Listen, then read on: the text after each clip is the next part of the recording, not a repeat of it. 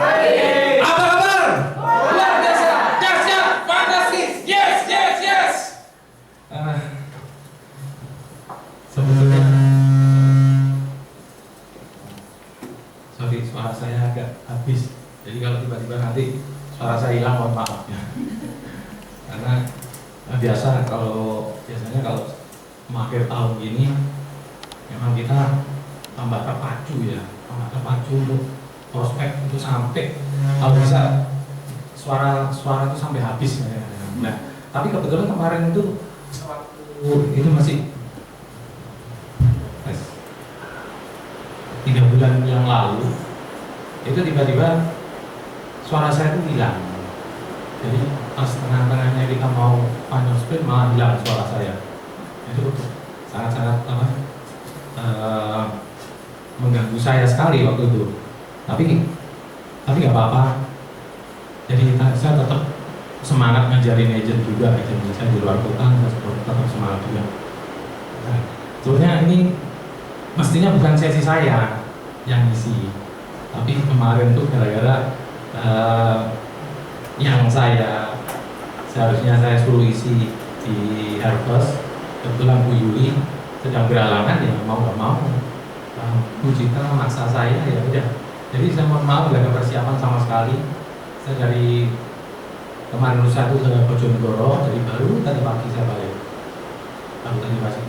Jadi nggak ada persiapan sama sekali. Jadi sekedar sharing aja, sharing apa yang sudah saya lakukan sampai mulai dari saya agent sampai saat ini. Saya gabung di Prudential itu tahun 2011 bulan Mei. Saya mulai bergabung di Prudential. Leader saya, jadi yang ingin saya rekrut, karena apa? Waktu itu saya tidak di BUP, saya tidak direkrut oleh Pak Adi Nugroho, tapi saya yang merekrutkan diri kepada beliau. Itu bedanya. Saya tidak direkrut. Jadi saya Pak Adi tidak nawarin saya, malah saya nawarin Pak Adi. Awalnya saya seorang nasabah yang Pak Adi Nugroho. Beliau ini orang yang sangat telaten sekali. 2 tahun beliau orang prospek saya. Saya tipe bukan orang yang percaya dengan insuran. Saya bukan insuran mandate. Jadi awalnya saya benci sekali dengan insuran. Dan setiap ada agent yang ke situ mesti saya tentang habis. Mesti saya ajak argumen. Saya ajak adu argumen.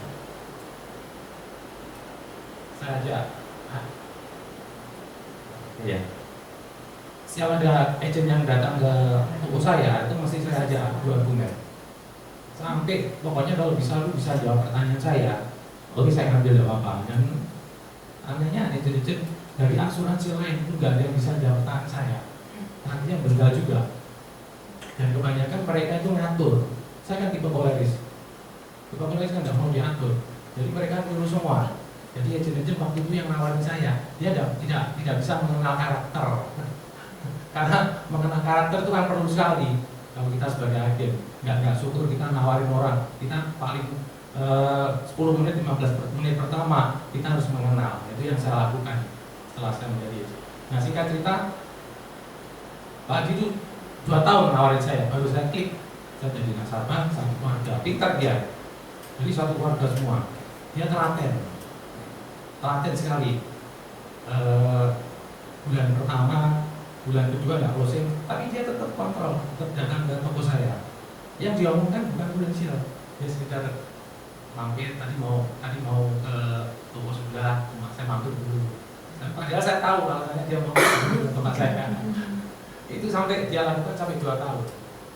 Saya lihat kok, dia itu telaten. Cuma saya tetap nggak respect ya sama insuran sama polis. Nah singkat cerita, dia pintar lagi.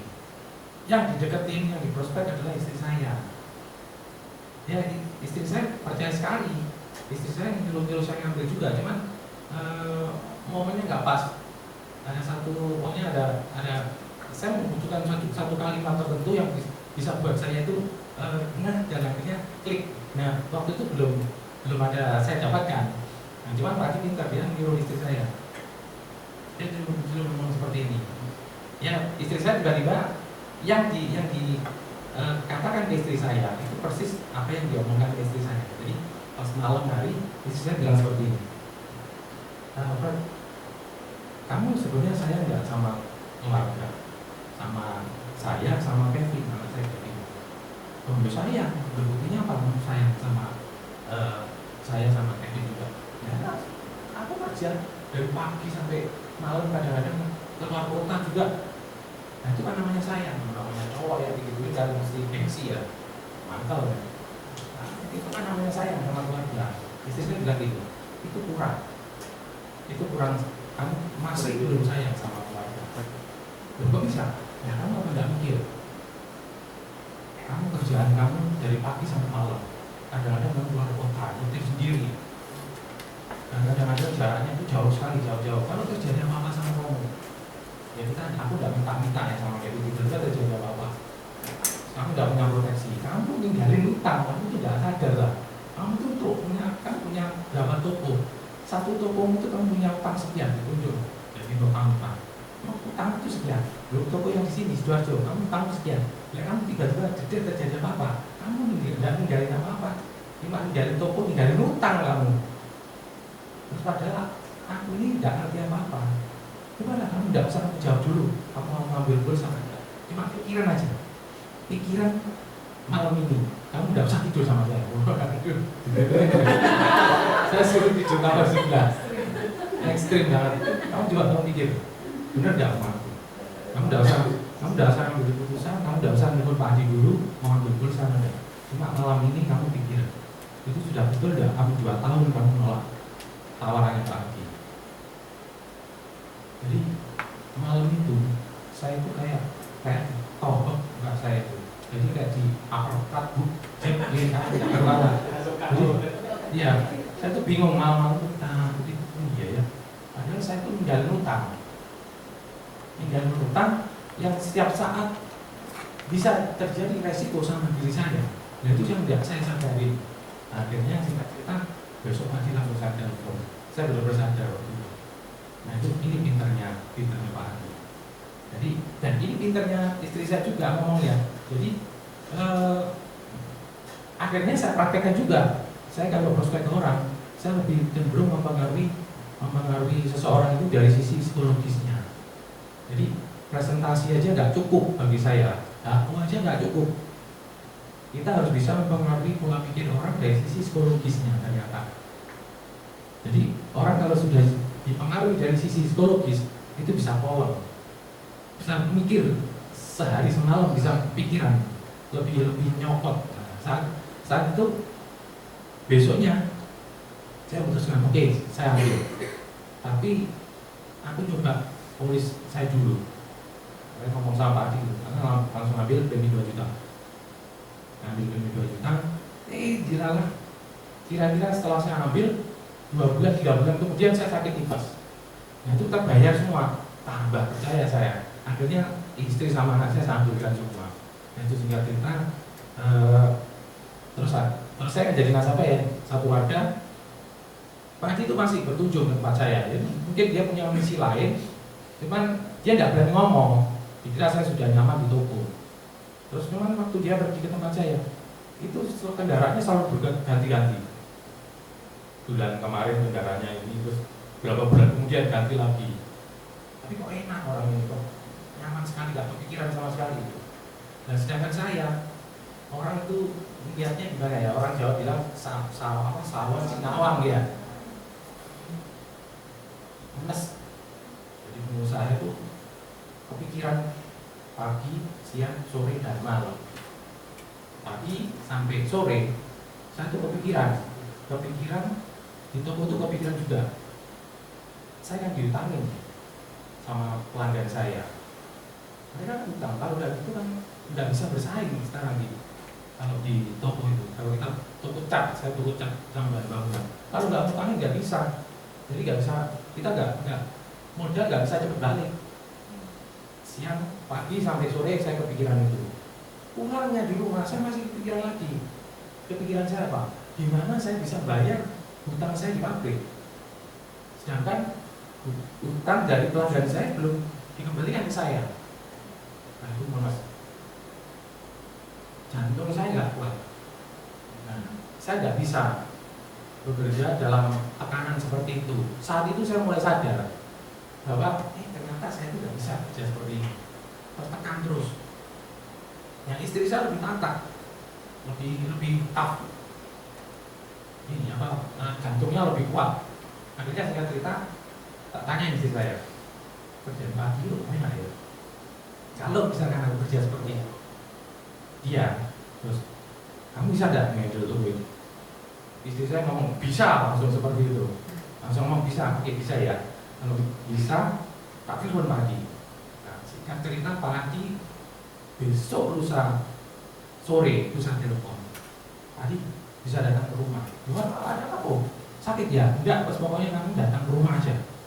Pak sudah datang ke rumah. Datang ke rumah benar. Besok saya.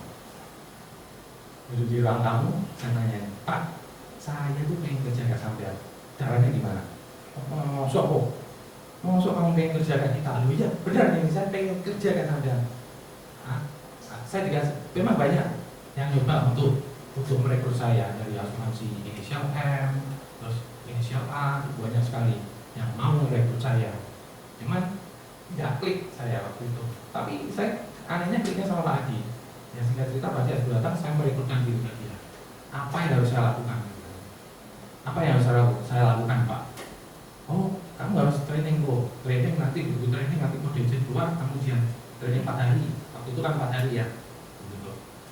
Terus setelah diizin keluar, kamu ujian haji.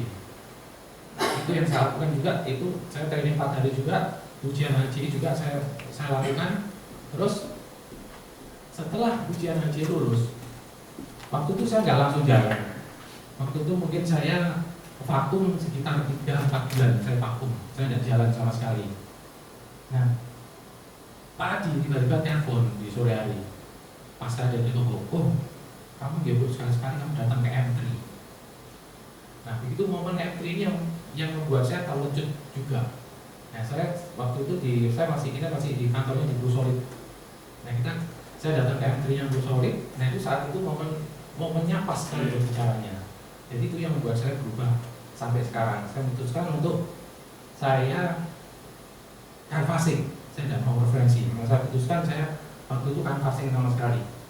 Jadi nggak ada referensi ya, sama sekali tidak ada nasabah referensi. Bahkan saudara-saudara saya sendiri pengen jadi nasabah saya tidak mau. Karena apa? Saya tidak mau nantinya kalau terjadi apa-apa terus itu disalahkan, terus hubungan keluarga jadi nggak enakan. Nah itu yang saya hindarin. Jadi sampai sekarang pun ada kayak adiknya mama saya, terus sepupu saya pengen jadi nasabah saya tidak mau. Tapi saya arahkan ke agent saya. Saya arahkan ke agent saya kalau mau kamu pengen jadi punya prudensial, aku tidak mau kamu jadi nasabahku. Om saya. Kalau mau kamu jadi nasabahnya agentku. Biar servisnya biar agent saya yang nangani. Ya. Jadi sampai sekarang, jadi tidak ada saudara saya yang jadi nasabah saya, pure murni tidak ada.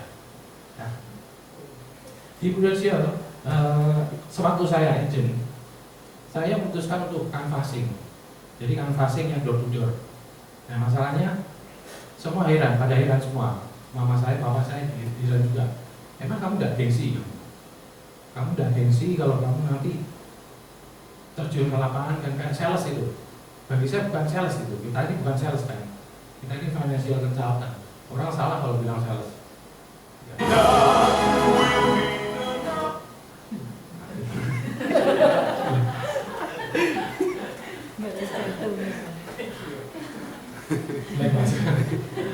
Terus sampai mana lagi? Oh ya, saya putuskan untuk ya, kita financial consultant ya, bukan sales. Putuskan atau branding lagi. Nah, saya putuskan untuk canvassing. Saya waktu agent itu saya kebanyakan saya di rumah sakit, terus di pertokoan sama di perumahan. Sehari saya itu bisa sampai mulai saya keluar itu jam 8 pagi sampai jam 9 malam. Saya punya target. Dan sehari saya harus ada 15 data yang saya dapatkan. 15 data itu siap untuk dibuat ilustrasi. Jadi kita dapat datanya, jadi tidak cuma prospek aja, terus gitu nggak dapat data, cuma kita harus follow up lagi, nggak seperti itu. Jadi prospek masing, terus saya dapat data juga, data itu yang benar-benar saya kasih tanda. Jadi misalkan saya sehari itu dapat 15 atau 20 data, itu saya kasih tanda. Ini yang paling potensial untuk closing yang mana saya Pak. Misalkan si A potensial sekali, saya kasih 80%, berarti itu potensial sekali. Nah itu kalau saya sudah menemukan nasabah seperti itu, saya bisa dari rumah sakit mitra keluarga langganan saya itu langsung ke kantor buat registrasi, langsung balik ke tempatnya si calon nasabah itu.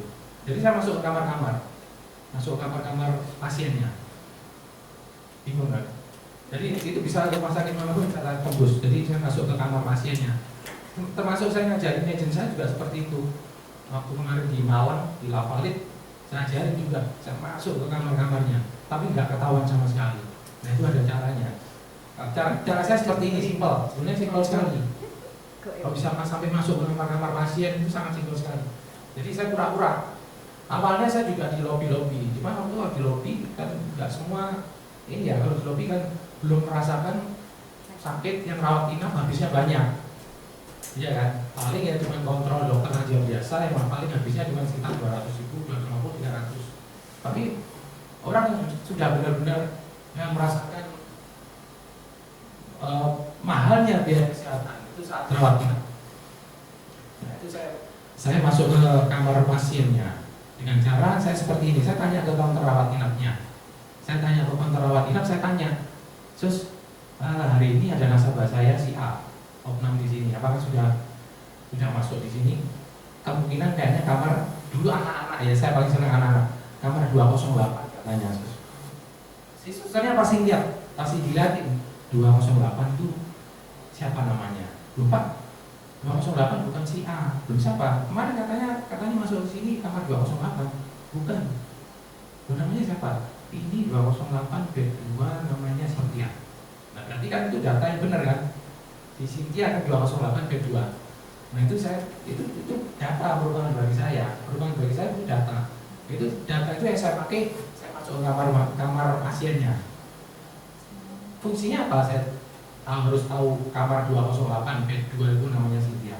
Si satpam kalau nggak jam kunjung pasti nanya kan. Nah kalau saya begitu mau masuk, saya tanyain mau kemana Pak? 208 bed 2 Cynthia. Pak satpam pasti nggak suruh ya. Saya pasti suruh masuk. Nah itu begitu saya masuk, saya bisa akses masuk ke dalam kamar tersebut. Ya udah saya prospekin semua. Ya saya lakukan cuma itu aja dulu. Sampai start, gitu aja sampai startup saya. Jadi masuk ke kamar-kamar. Jadi misalnya 208, jangan pernah, saya waktu itu tidak pernah berharap 208 bed 2 saya prospek pasti close, tidak pernah. Baik, begitu misalnya 208 bed 2 misalkan saya prospek, saya presentasi, mereka ternyata mau ya udah rezeki. Kalau tidak mau saya pindah ke bed sebelahnya. Kalau tidak mau lagi bed pindah sebelahnya. Satu kamar tidak mau saya keluar langsung ketok kamar lain. Jadi masuk terus masuk satu kamar berikutnya. Yang tertutup saya ketok. Itu saya salah lakukan. Itu aja saya dapat sampai startup dari canvassing. Jadi kalau ada orang bilang, kalau ada agent bilang, mana bisa kamu canvassing terus bisa dapat startup? Tidak mungkin. Terus kemungkinan lapsnya tinggi, enggak. Sampai sekarang aman-aman semua. Justru kalau kita canvassing orang tidak kenal, kadang-kadang kita mau ngumpul rasa nggak enak, sungkan. Akhirnya bertahan sampai sekarang. Nasabah saya itu dari canvassing. Pernah singkat cerita saya canvass, saya masuk kamar VIP, saya tanya namanya pasien ini siapa, terus sakitnya apa. Saya tahu waktu itu sakitnya cuma sakit mah. Itu saya masuk, saya kamar VIP. Waktu kamar VIP 509 di mitra keluarga. Saya hafal sekalian mitra keluarga itu basis saya, itu paling sempurna saya. Saya kamsia sekali sama mitra keluarga. Itu ngasih penghasilan saya besar sekali. Mitra keluarga itu. Nah, dengan cerita saya masuk ke kamar 509 VIP. Begitu saya masuk, itu saya langsung, Kok jadi ya, langsung kok jadi gitu. Dari mana? Saya dari Prudensial Pak. Kok jadi langsung saya perkenalkan dari Prudensial. Ternyata si Kok jadi ini dia sudah banyak sekali agent yang nawarin dia, banyak sekali. Oh dari Prudensial kamu ya? Wah sering. Sama kamu tadi Freddy. Oh sering sekali. sering banyak sekali aku agent yang nawarin saya itu banyak sekali, bahkan tidak cuma dari Prudential toh, dari asuransi lain juga banyak sekali. Tapi aku belum bisa ya, belum tahu manfaatnya, aku belum klik. Nggak apa-apa kok jadi, nggak apa-apa. Ini kenalan toh cerita-cerita ya. Jadi 1 jam itu tak jam ngomong-ngomong, ngobrol, terus guyon-guyon, akhirnya akrab. Terus saya pulang, hari itu saya tidak, sore itu saya tidak prospek sama sekali, tidak presentasi dia sama sekali tidak. Karena apa? Dia sudah tahu semua. Ternyata dia sudah tahu namanya rekening Pak Ali itu apa. Oh, agent Prudential kalau saya Fred itu mesti cerita rekening Pak Ali. Terus ada pulang sakit ini dikasih sangaria, ya toh? Jadi dia produk-produknya apa semua. Saking seringnya agent Prudential menawarin dia sampai ada proteksi penyakit kritis pun sekarang tahu masih gejala kan. Misalkan aku kena prostat, gejala prostat masih 50%-nya kan. Iya kok jadi kau tahu. Jadi agent aja kok ceria. Wah, tahu jadi agent malah nggak mau aku. Nggak ada waktu. Wah, jadi berarti luar biasa. Banyak sekali agent yang nawarin. Wah, langsung tahu. Langsung tak mini permainkan harga dirinya. 1 jam, hampir 1,5 jam lah. Tidak saya prospek sama sekali, cuma cerita toh. Akhirnya saya pulang. Jadi nanti kalau misalnya jadi sembuh, saya boleh yang main ke rumah, kasih alamat sama nomor telepon. Nah, singkat cerita, 2 minggu kemudian saya iseng-iseng rumahnya tahu dia di sana. Dia di sana kan pasti orang kaya ya. Saya telepon, jadi ada di rumah. Oh ada. Siapa? Oh Freddy di Prudential ya. Kamu di mana? Di depan rumahnya Ko Jerry. Saya sudah di depan. Di depan rumahnya Ko Jerry. Kok sudah di depan ya? Ya Ko Jerry kebetulan tadi Freddy ini kebetulan tadi prospek di tetangganya Ko Jerry. Kira-kira di gang sebelah, jalan sebelah rumah belakangnya Ko Jerry lah bilang seperti itu. Padahal enggak. Saya enggak prospek, langsung aja datang ke rumahnya dia. Terus saya suruh masuk. Welcome sekali orangnya. Saya suruh masuk. Setelah masuk dulu ke ruang belakang. Jadi waktu itu saya ngobrol sama Ko Jerry ini hampir 2 jam. Hampir 2 jam, setengah jam memang. Saya enggak masuk masalah Prudential sama sekali. Saya enggak prospek sama sekali. Saya biarin memang saya pancing dia sampai saya tunggu supaya dia yang nanya dulu masalah Prudential. Ya saya permainkan emosinya dia. Saya permainkan psikisnya Pak Jerry ini. Jadi memang sengaja sampai dia Ko Jerry ini dulu yang nyinggung masalah Prudential baru saya masuk. Karena kalau saya yang ngomong dulu berarti secara psikologis orang-orang saya kalah, saya nyerah dulu. Jadi saya tunggu dia ngomong dulu masalah Prudential. Memang sengaja sampai 2 jam, hampir kira-kira saya total pulang dari rumahnya Pak Jerry itu 3 jam lebih saya pulang. Nah 2 jam dia nggak nyinggung sama sekali. Wah kayaknya hari ini aku harus pulang. Tapi nggak begitu saya mau ngomong mau pulang, ternyata dia mulai nanya, Fred, kamu dari Prudential itu kamu sudah lama? Oh sudah lama Pak Jerry, padahal belum. Padahal masih berapa bulan waktu itu? Masih sekitar 7 bulan, 8 bulan. Wah ini mulai. Pak Jerry mulai nyinggung masalah Prudential. Kamu sudah lama di Prudential? Udah Pak Jerry, udah lama sekali. Ya ini lagi ngejar target. Pak Jerry banyak sekali ya agent yang nawarin. Wah banyak sekali agent yang nawarin aku, tapi aku belum klik ya. Kenapa Pak Jerry? Ya nggak tahu. Mereka yang ceritakan cuma itu aja dia. Sing tak ceritakan orang itu Fred. Rekening Pak Ali kesini prospek rekening Pak Ali lagi. Rekening Pak Ali. Itu ilustrasi di belakang tuh banyak sekali tak simpen, tak suruh simpen pembantu. Jadi banyak sekali ilustrasi dari agent. Ya apal sekali kok produk-produknya itu apal sekali. Saking seringnya. Wah berarti agent ini orang luar biasa. Berarti agent itu tahu dikasih tahu database-nya Ko Jerry. Enggak tahu kenapa ya ceritakan itu aja. Nah, ya waktu itu kita harus cerdik ya. Dari segi produk dia sudah agak kenal. Dari cara presentasinya agent Prudential dia juga sudah tahu rekening Pak Ali. Berarti yang dia belum tahu itu adalah yang agent belum lakukan adalah merubah mindsetnya dia. Nah, waktu itu tak tanyain, saya simpel, jadi waktu sakit kemarin, sakit mah, itu habisnya berapa? Oh berapa? Paling cuma 15 jutaan, paling cuma 15 jutaan, ngomongnya seperti itu. Kita ingat-ingat saya, paling cuma 15 jutaan. Segitu ya Pak Jerry, 15 juta ya? Ya, tapi Pak Jerry waktu itu nggak ada masalah. Jangankan kemarin Pak Jerry di rumah sakit minta keluarga, habisnya cuma 15 juta. Kalau Pak Jerry misalkan sakit, mau opnam di rumah sakit luar negeri sekalipun dan habisnya berapapun, saya yakin banget Pak Jerry bisa bayar dan mampu pasti. Soalnya kondisi Pak Jerry dia kayak gini, habis berapapun di rumah sakit manapun di luar negeri pun sekalipun saya yakin Pak Jerry bisa bayar. Tapi coba pikir Pak Jerry, kalau ada media yang mau bayarin Pak Jerry di saat resiko kemarin terjadi, ngapain? Udah Pak Jerry ambil. Saya cuma pikir, dia bilang seperti itu. Terus coba Pak Jerry pikir, ya ini kan sebenarnya kan dari istri saya yang ngomong ke saya kan, dulu waktu yang membuat saya jadi bisa praktekkan juga kalau akhirnya Pak Jerry ini coba Pak Jerry tidak usah ambil keputusan sekarang, pikirin aja nanti malam sebelum tidur Pak Jerry pikir bener nggak omongan Freddy, kalau ada media yang mau bayarin kamu di saat resiko itu terjadi lalu habis berapapun, kenapa nggak Pak Jerry ambil? Aset Pak Jerry nggak hilang kan? Saya yakin Pak Jerry habis berapapun bisa bayar. Tapi kalau ada yang membayarin, kenapa nggak Pak Jerry ambil? Kan? Setelah saya bilang seperti itu, nah Pak Jerry-nya ini mulai mikir. Saya lihat ada perubahan mimik di wajahnya. Karena apa? Selama 26 agent yang nawari dia nggak pernah yang seperti itu.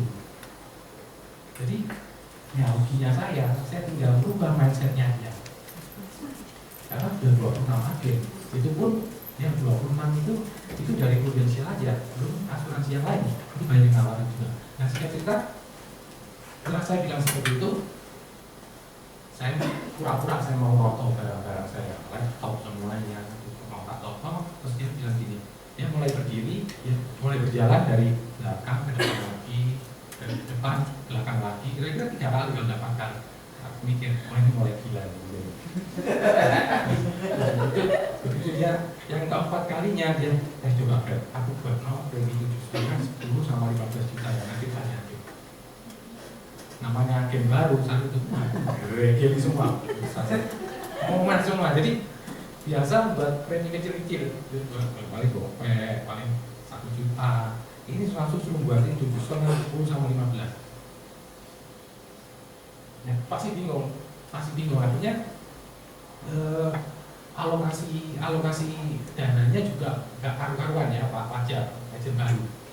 Tapi setelah saya berarti saya belajar main logika aja lah. Oh, kalau ini tidak mungkin saya kasih sekian, tak lihat mau medicalnya sekian, tidak apa-apa. Saya bikin medicalnya waktu itu pernah dia kena medical karena saking tingginya ini UP-nya dia bayarnya langsung tahunan.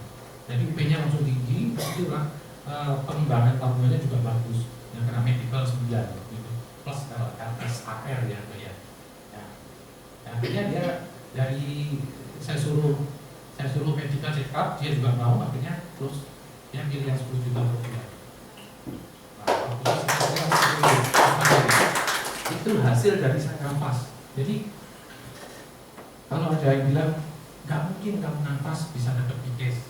Tidak mungkin kamu kalau nafas, nasabah nafas, hasil dari nafasing itu bisa bertahan lama.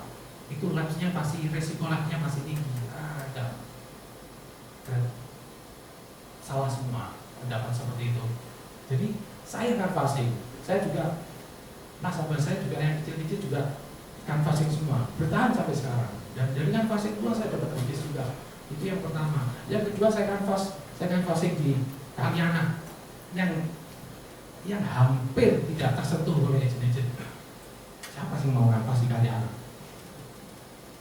Macet kayak gitu, gede kayak gitu. Itu saya nafas jalan kaki mulai dari pertigaan Margomulyo sampai Demak, pertigaan Demak, saya jalan kaki. Baru sampai di ini pergudangan, nggak sampai pergudangan itu ada rumah-rumah. Nah saya lihat rumahnya itu lumayan. Saya masuk, saya permisi, bapaknya keluar. Terus ada karyawan juga. Jadi kan saya lihat kok ini ke kantor, tapi kok ada rumah juga. Terus saya prospek aja, saya presentasi.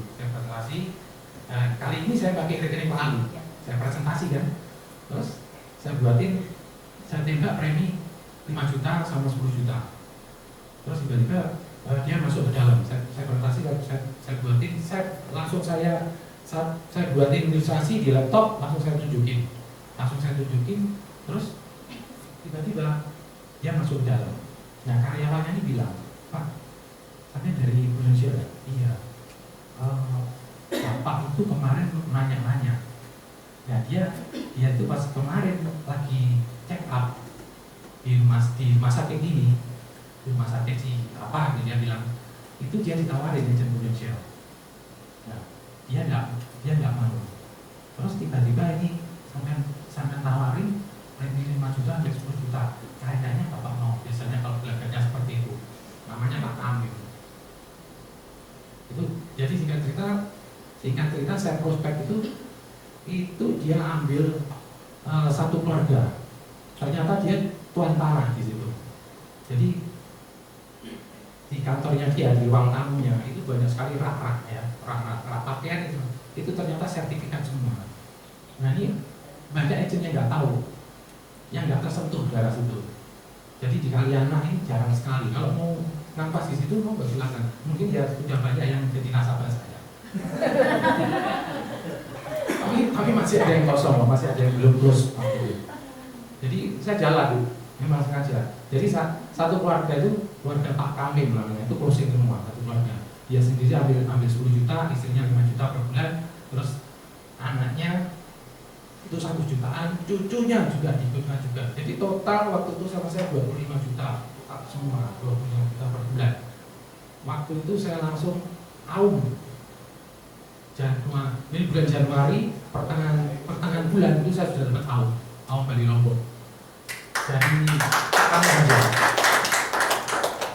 Tapi ada tapinya. Yang istrinya cancel karena istrinya pernah sakit. Jadi waktu hasil medikanya jelek. Tapi suaminya Pak Kamil ini malah lolos. Anak-anaknya lolos semua, terus cucu-cucunya lolos semua. Jadi total tetap dari 25 case itu 24 yang close, yang isu. Nah itu singkat cerita perjalanan saya di Brunei sewaktu saya agen. Saya promosi, nggak jelas saya promosi dari agen saya mengejar unit manager. Di saat bulan-bulan seperti ini itu waktu itu agen saya ada 8. Waktu itu syaratnya kan harus 4 ya, yang 30 harus 4 agen. Yang bulan-bulan persis bulan seperti ini, kira-kira bulan Oktober.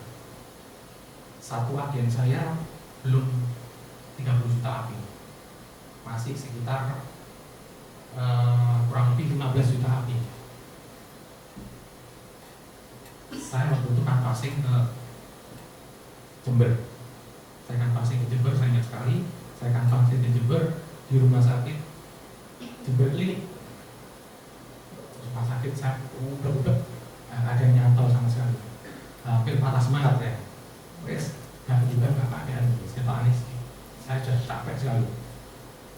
Saya duduk di depan, duduk di ruang tunggu.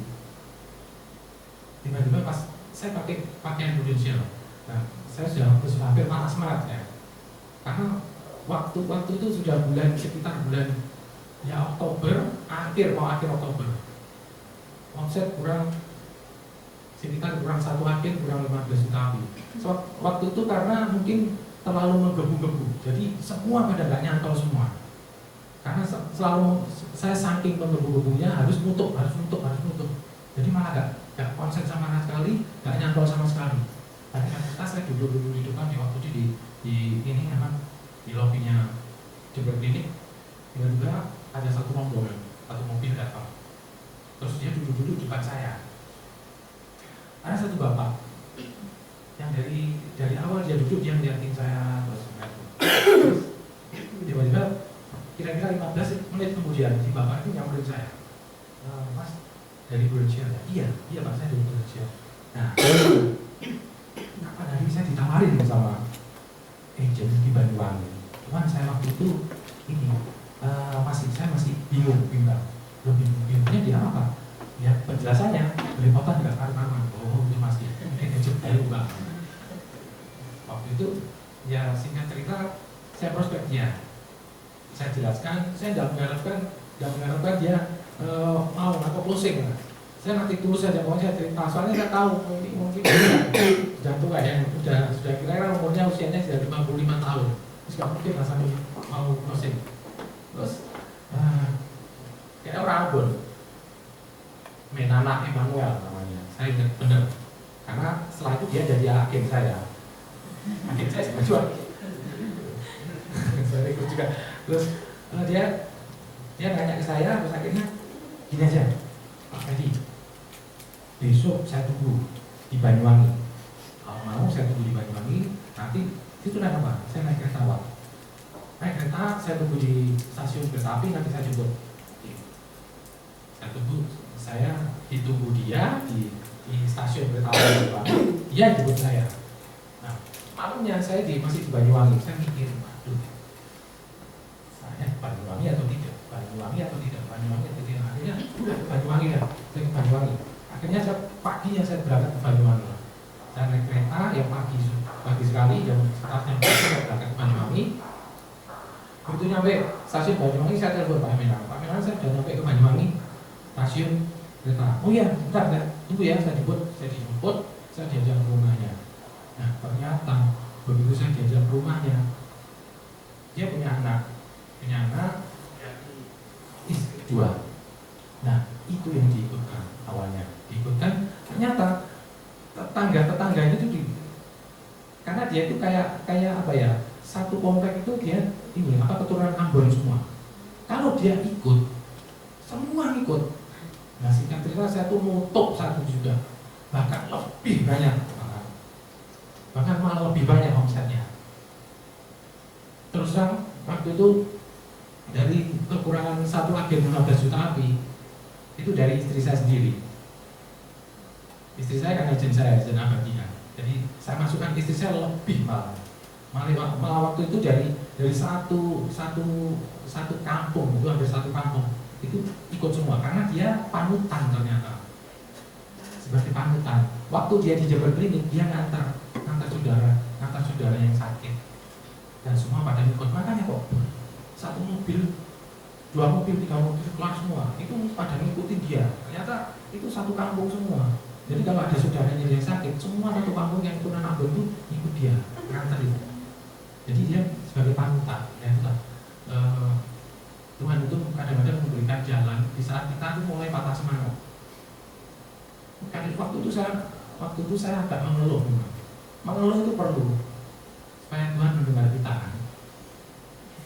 Kalau doa, kadang-kadang doa kalau kita tidak terkabul, kita kadang-kadang perlu mengeluh juga, tapi dikeluhi, Tuhan itu dikeluhi. Nah, akhirnya terjawab saat itu juga, dan waktu itu satu kampung itu, hampir satu kampung itu closing semua, keturunan Ambon semua, ya satu link. Jadi marga Menala semua itu satu link closing semua. Makanya dari situ, dari linknya dia, saya dikasih referensi juga, suruh ke Nangrea akhirnya saya ke Ambon.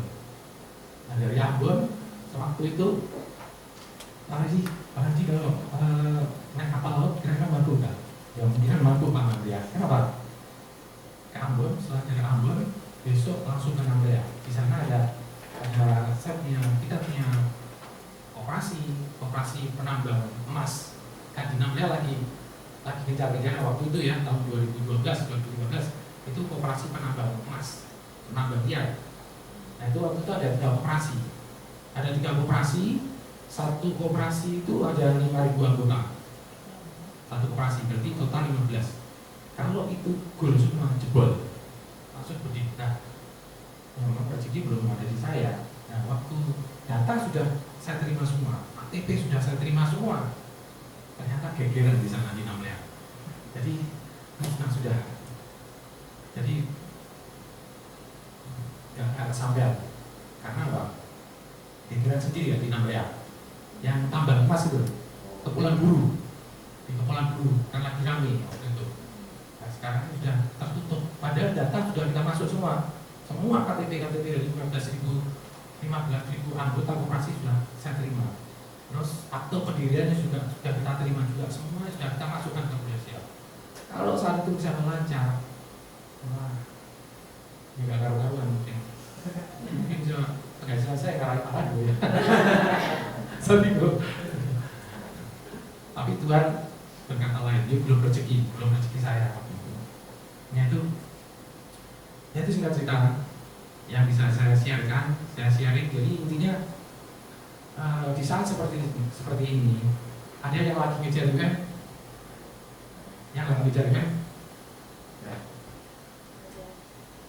semua kemungkinan bisa terjadi. Semua kemungkinan.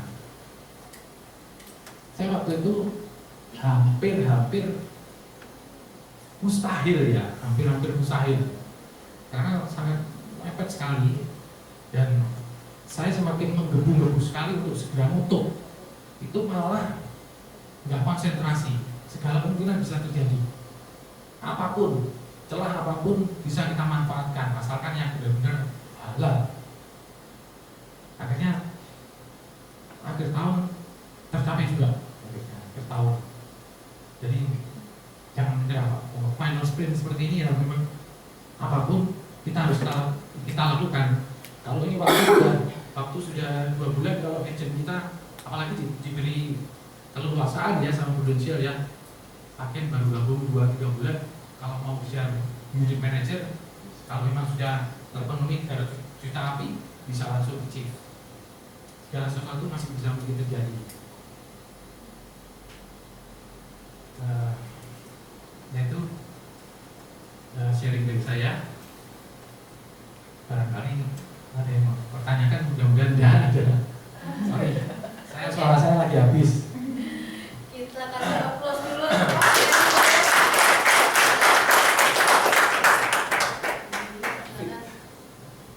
Oke, baik. Tadi kita semua udah dengar sharing dari Pak Freddy ya. Mungkin dari teman-teman rekan-rekan semua di sini mungkin ada 1-2 pertanyaan untuk Pak Freddy. Ya, silakan boleh Pak. Selamat malam Freddy. Pagi. Oh pagi. Selama Pak Freddy kan pas di rumah sakit, mungkin bisa sharing Pak sedikit bagaimana sih cara kita masuk ke rumah sakit itu, pembukaannya gimana, cara kita bisa mengenal kita itu apa yang harus kita omongkan. Kalau saya ngajarin agent saya, sama saya juga prospek on the spot, itu begitu saya masuk ya. Kalau saya mau cari premium dikit-dikit lah, 500 1 juta, saya langsung beli Pak. Saya berani Pak. Brosur saya kasihkan Mas. Brosur bukan dari prudensial ya, tapi brosur ini sendiri kita buat sendiri Pak. Kita cetak sendiri, tapi jangan sampai mencantumkan logonya prudensial. Kan ada itu dana pensiun atau tabungan pendidikan ya. Brosur itu hanya